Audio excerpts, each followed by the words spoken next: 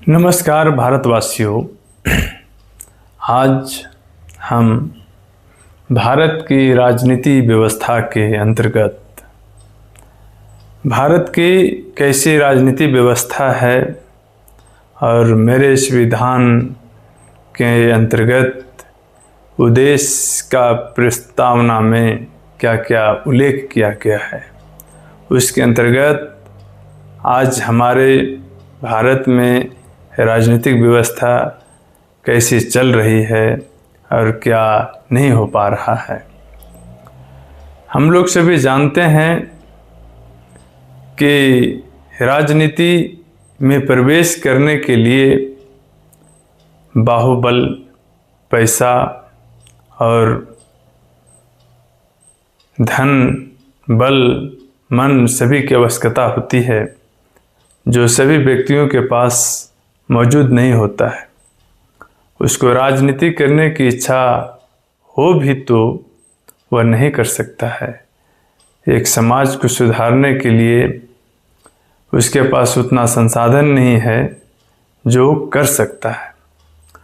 तो इसी के साथ में मेरे YouTube चैनल का नाम ही है political thought bye Sanjay Kumar, यानी राजनीतिक चिंतन बाय संजय कुमार के नाम से बना है। उसमें सबसे पहले आज हम भारत के प्रस्तावना या उद्देशिका पढ़ेंगे। हम भारत के लोग भारत को एक संपूर्ण प्रभुत्व संपन्न समाजवादी पंथ निरपेक्ष लोकतंत्रात्मक गणराज्य बनाने के लिए तथा उसके समस्त नागरिकों को सामाजिक, आर्थिक और राजनीतिक न्याय, विचार, अभिव्यक्ति, विश्वास, धर्म और उपासना की स्वतंत्रता, प्रतिष्ठा और अवसर की समता प्राप्त कराने के लिए तथा उन सब में व्यक्ति की गरिमा और राष्ट्र की एकता और अखंडता सुनिश्चित करने वाली बंधुता बढ़ाने के लिए दृढ़ संकल्प होकर अपने इस संविधान सभा में आज तारीख 26/11/1949 ईस्वी मिति मार्गशीर्ष शुक्ल सप्तमी संवत 2006 विक्रमी को एतद द्वारा इस संविधान को अंगीकृत, अधिनियमित और आत्मा अर्पित करते हैं। ये हमारे भारत के प्रस्तावना संविधान की उद्देशिका है। इसमें एक बात है सामाजिक, आर्थिक और राजनीतिक न्याय। तो हम लिखे हैं राजनीतिक व्यवस्था। तो राजनीतिक न्याय क्या है उसके बारे में हम थोड़ा चर्चा करेंगे। क्या है, क्या लिखा गया है, मेरे संविधान निर्माताओं ने कैसे वो आगे जानते थे कि क्या क्या हमारे भारतीय को देना है और उसके लिए कैसा न्याय करना है। तो सबसे पहले लिखे हैं राजनीतिक न्याय से यह तात्पर्य है कि राजनीतिक क्षेत्र में मनुष्य और मनुष्य के बीच कोई मनमाना विभेद नहीं किया जाएगा। दोस्तों, आप मेरे शब्दों पर गौर कीजिएगा। राजनीतिक क्षेत्र में मनुष्य और मनुष्य के बीच कोई मनमाना विभेद नहीं किया जाएगा।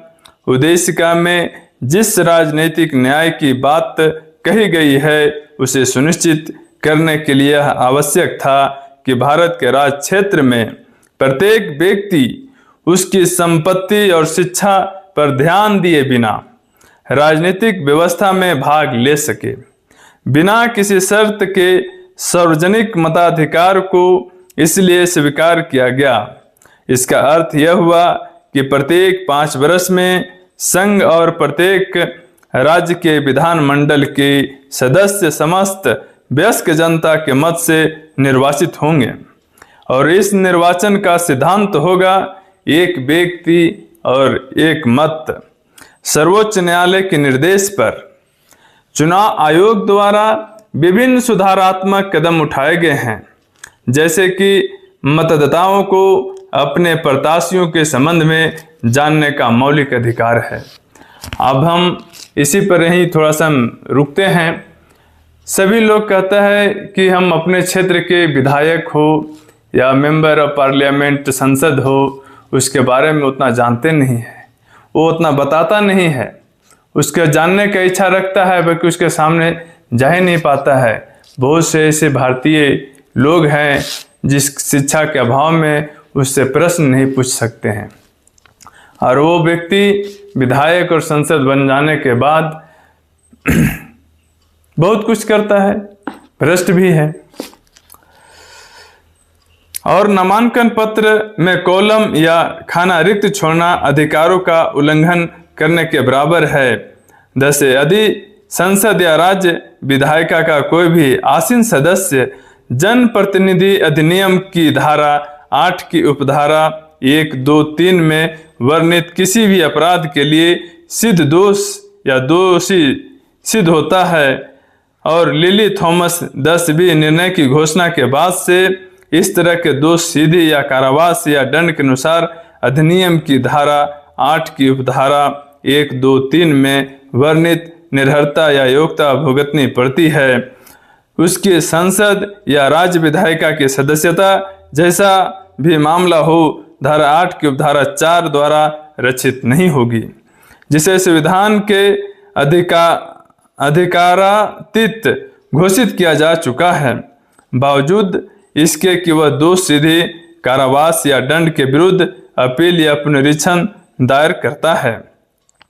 साथ ही जिस व्यक्ति को 1951 अधिनियम की धारा 62 की उपधारा 5 के प्रावधान के आधार पर मतदान का अधिकार नहीं है, वह एक मतदाता नहीं है और इसलिए लोकसभा या किसी राज्य की विधानसभा का चुनाव लड़ने के लिए अर्हता या योग्य नहीं है। चुनाव में शुचिता लाने की दृष्टि के साथ सर्वोच्च न्यायालय के निर्देश पर चुनाव आयोग ने 27/9/2013 को नकारात्मक मतदान को स्वीकृति दी और कहा कि एक मतदाता नकारात्मक मतदान के विकल्प को चुन सकता है और निर्वाचित होने के लिए अपात्र सभी प्रत्याशियों का स्वीकार कर सकता है। यानी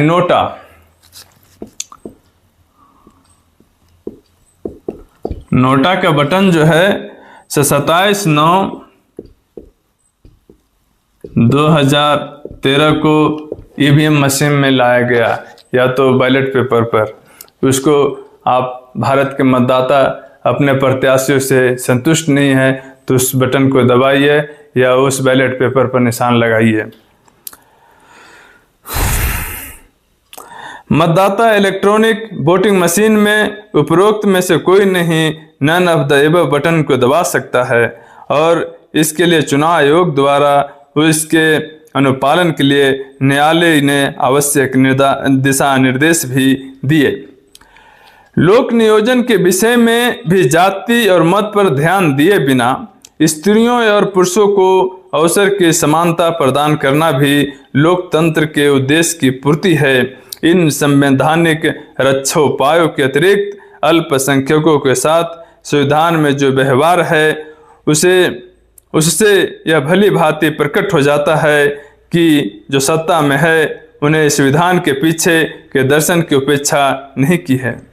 संघ और राज्यों की मंत्रिपरिषद में उच्चतम न्यायालय में राजनयिक मिशनों में मुस्लिम और ईसाई समुदाय के सदस्य सम्मिलित किए जाते हैं। अतः संविधान में उनके लिए कोई आरक्षण नहीं है। इससे यह प्रकट हो जाता है कि जो संविधान को क्रियान्वित कर रहे हैं उन्हें संविधान की भावना को छोड़ा नहीं है। अर्थात यह है कि प्रत्येक नागरिक को यह अनुभव होना चाहिए कि यह देश उसका अपना देश है। यह था राजनीतिक न्याय। तो हम आपको बताए कि राजनीतिक न्याय क्या था। ये मेरा ही कहना नहीं था, ये आचार्य डॉक्टर दुर्गादास बसु लिखे हैं। उन्हीं का किताब है भारत का संविधान एक परिचय, 13वां संस्करण है। आप भी देख सकते हैं इसमें जाके। और ये MA LLD Calcutta, DLitt Calcutta, Bardhaman Rabindra Bharati Kalyani, Saraswati Vachaspati, विधवा रधि प्रज्ञा भारती, न्याय रत्नाकर, नीति भास्कर, न्याय भारती, मानव रत्न, सेवानिवृत्त न्यायाधीश, कलकत्ता उच्च न्यायालय। यानी कलकत्ता उच्च न्यायालय के रिटायर्ड जज थे, वही ये लिखे हैं। और उन्हीं का राजनीतिक न्याय का ये पूरा आपको परिभाषा हम बताए। तो आप सभी जानते हैं कि अभी बिहार में चुनाव आ रहा है, तो उसके परिप्रेक्ष्य में हम बिहार वासियों को कहना चाहते हैं कि जो भी उम्मीदवार आपके सामने प्रस्तुत हो तो उससे एक बात पूछिए कि आपके ऊपर आपराधिक मामला कितना है, आप हमारे क्षेत्र के लिए क्या काम करिएगा, आप हमारे लिए क्या विधानसभा में जाकर क्या कानून बनाइएगा। ये सारा चीज़ आपको अधिकार है पूछने का, जानने का, और पॉलिटिकल पार्टी से भी पूछने का। आप जागरूक होइएगा, तभी भी देश का कल्याण होगा, राज्य का कल्याण होगा और हमारा विश्व का कल्याण होगा। जय हिंद, नमस्कार।